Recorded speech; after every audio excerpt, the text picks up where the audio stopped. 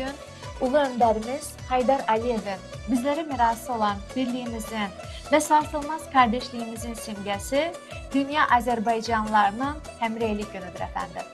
Dünyanın dört bir yanındaki tüm soydaşlarımızın Həmrəylik gününü ve yeni yılını en içten dileklerimle kutluyorum.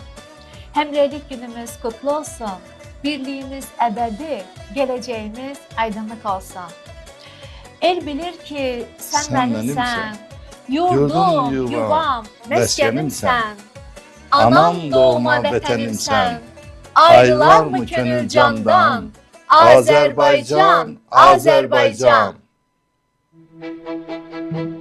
31 dekabr Dünya Azərbaycanlılarının həmrəyliyi günüdür. Bu günün əsası 1989-cu il noyabrında Naxçıvan Muxtar Respublikası ilə İran sərhəddinin dağıdılması nəticəsində qoyulmuşdur.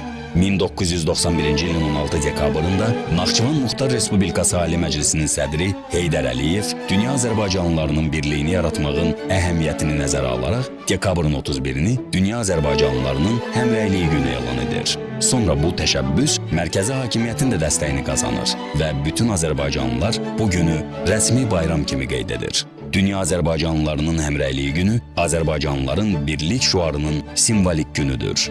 Bu bayram dünyanın 70-dən çox ölkəsində yaşayan 50 milyondan artıq Azərbaycanlılarla əlaqələr qurmaq, onlar arasında birlik və həmrəylik yaratmaq işində mühüm rol oynayır.